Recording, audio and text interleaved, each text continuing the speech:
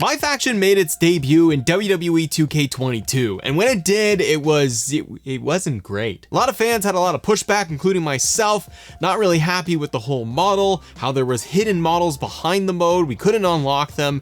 This year, we're taking a look at MyFaction in 2K24. This is going to be a complete overview of the mode, what's new, how to get started in it if you are brand new to it, and things you need to know. Just like every year so far from 22, 23, 24, you get the awesome menu at the beginning of booting up the game every single time, where it's going to tell you all of the new updates for MyFaction that you need to know about, from unlockables to the new packs, the new stuff that are the live events that are coming up. A lot of MyFaction looks a lot the same from previous years, but there are some new pieces in here too. So if you are just getting started, you do have challenges. If you click on this, you are going to see all of the daily challenges that are going to be available, which refreshes every single day. You're going to have the intro challenges too, and this is for you getting started, which you could pretty much finish off in the first couple of playthroughs. And then you have lifetime challenges, and you'll earn more MyFaction rewards, more tokens by completing these lifetime challenges. Some are huge, some are like you need 50 plus wins,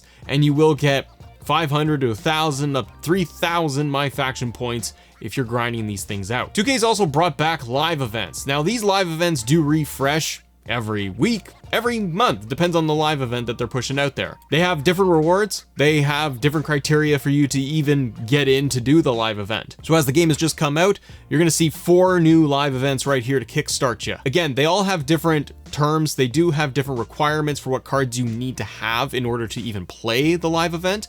You also have the different matches, what's the outcome you need, and the rewards you're going to get with it. I tried, for example, the mirror match, which is playing as elite figure John Cena, the toy, going up against regular John Cena, and it's extremely difficult for a dummy like me, but you can see that the reward is going to be 500 MyFaction points. Whenever you do a MyFaction match, whether it's going to be a full MyFaction war of 4v4, you're doing one-on-one live events, you're always going to get some rewards even when you lose. So I've had to replay this John Cena match like 5 times because I suck, and then I was able to get some MyFaction rewards every single time. But the rewards for live events are pretty substantial, whether they are going to be exclusive card packs or, like I said, the MyFaction points themselves. You're getting a pretty healthy bucket of points with it. What's new this year though is going to be Faction Wars. Faction Wars is actually pretty interesting. So they title it as a run. You do a run, kind of like running the gauntlet through this thing, and you got to go through piece by piece, winning match by match, but you're also doing like a match, there's rewards along the way, there's different things you're going to do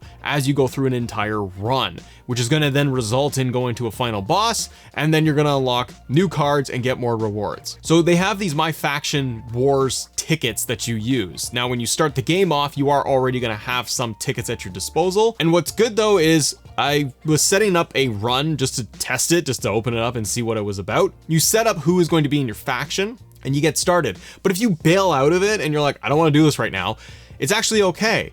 The good thing they put in here was that you can resume your run. So at any point, you don't feel like you have to just play through this entire thing in one shot, or else it's not worth it and you lose, your game crashes, something like that. You're going to be okay because you can actually go back in anytime and resume your last spot in the whole run. Now the run looks pretty big because you can see you have like the end boss and it goes and scrolls all the way to the side, and you start off with these one-on-one matches, and then it gets a little bit more difficult and you're getting different levels of challenges, different rewards along the way. And within Faction Wars, there's also going to be the exchange for the different cards. So they have rotating cards that are going to be in and out that you can actually pick up using your Faction Wars points. So if you're new to all of this, there's a lot of different tokens and points and stuff.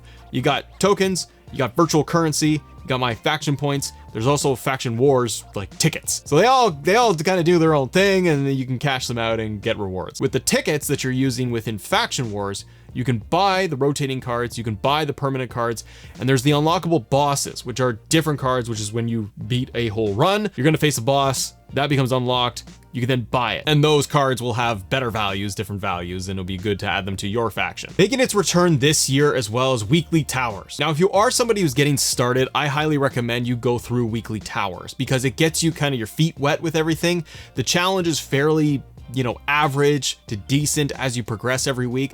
2K will update the weekly towers every single week. So by the time you get to the end of the year, the end of the season with 24, you're going to see that the weekly towers list is massive. And when you go into week 1, 2, 3, 4, there are going to be like 5 matches in there for you to complete. And once again, getting the reward at the very end. It could be a ruby card, a sapphire card, an exclusive thing.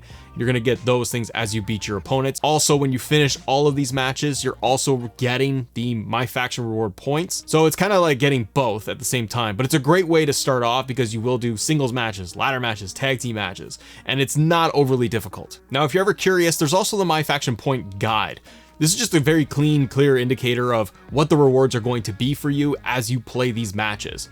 Because if you play it on something like easy or normal, the matches are usually going to give you like 15 MyFaction points as the reward. The higher the difficulty it goes, the MyFaction rewards get higher, like 30 and 90. You're going to see those numbers on screen when you're playing a match, and you got to complete all of those tasks, which is in the options menu to show you what you need to do in order to get all the points. So a lot of the time in basic matches, you want to be able to do taunts to your opponent, taunt to the crowd, do a signature, a finisher, and you'll usually get enough points. But the higher the difficulty, and when it gets up to like 90, you have to do different things in the match. So you might have to target a limb and get it all the way to red, plus do 4 signature moves in one match. And by doing all that and then winning, then you're going to get the unlockable in there. So there's a lot of layers to it. So if you are objective based and you like doing that, this is going to be kind of a fun challenge. Now there's match actions, and then there's the match bonuses you'll get along with the badges.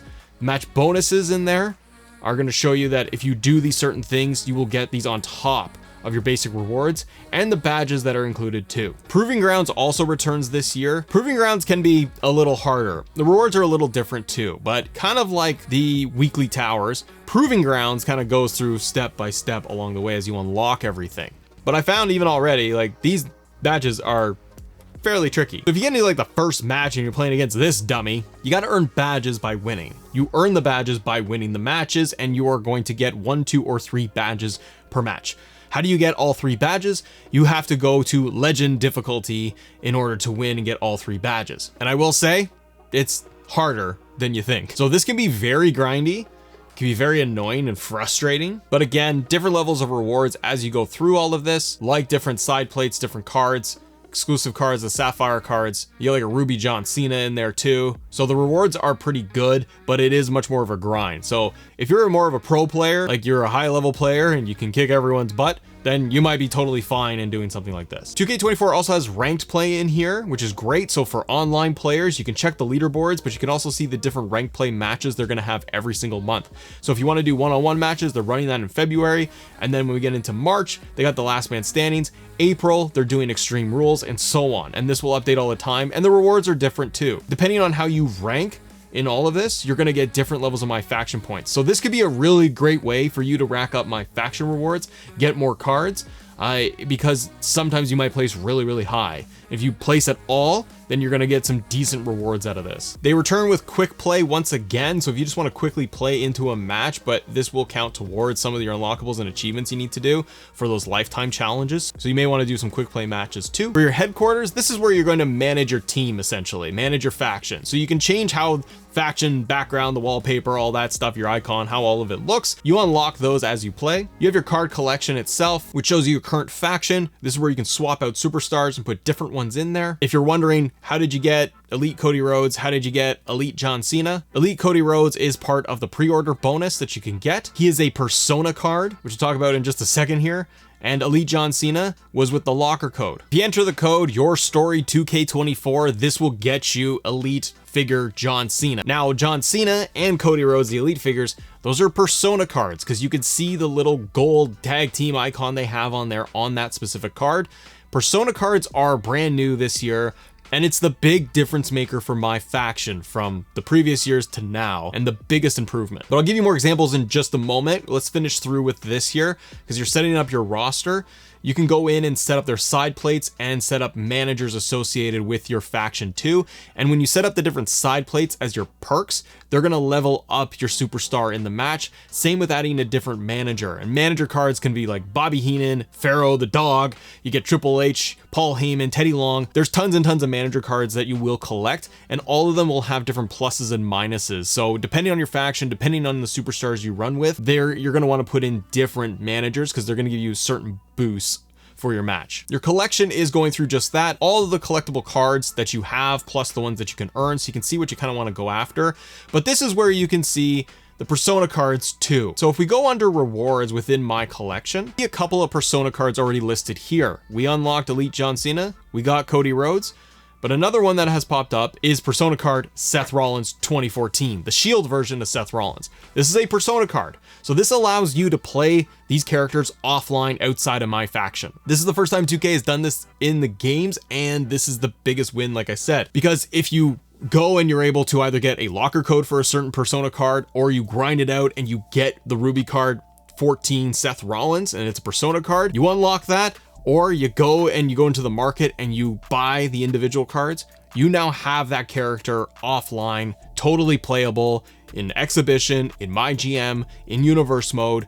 You have it. This is the big thing that we requested for the last like 2 years. This is what I felt was holding MyFaction mode back for a lot of players, and some are just not interested in it, and that's cool. I'm gonna dabble in it, and I'm really interested in the Persona cards, but there's something for everybody here, because you could just grind out normally, not pay real money, and just gather up your MyFaction points like I showed you, and you'll be able to get yourself Seth Rollins 2014. The other cool thing though, and I wondered about this, is how are the models going to be? Are they going to be just like a reskin and then it's current Tron's current entrance motion, things like that? That doesn't seem to be the case. Sheamus 2009 was one of the first Persona cards that you will be able to get pretty easily. It's almost like a gimme.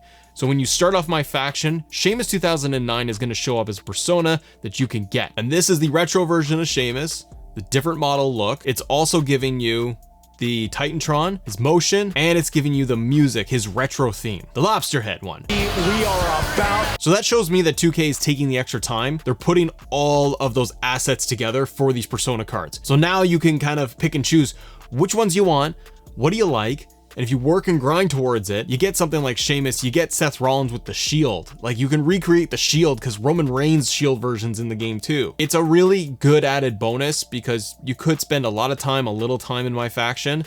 You might see something that you're like, oh, I really want that card in a month or something, and it's a Persona.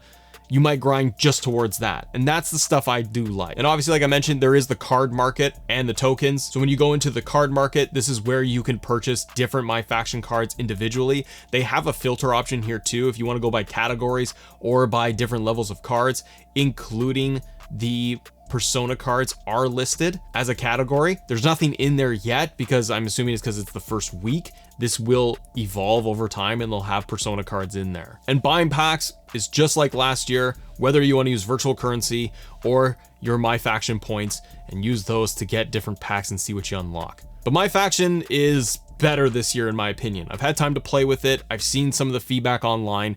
It's better. It's a mode that you can kind of take it or leave it, which is good.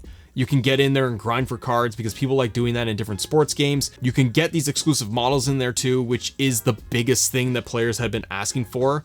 So at least we feel like they're listening with that regard. And also, you don't have to play it. You can just go and do everything else in 2K24 if you want. But if you guys want to know more about what's up to date with 2K24, click this video right here. This is the brand new day one early access patch that just came out. All the patch notes, all the details you need to know, what's fixed, what's not fixed in the game. Click right there. I'll see you in the next one.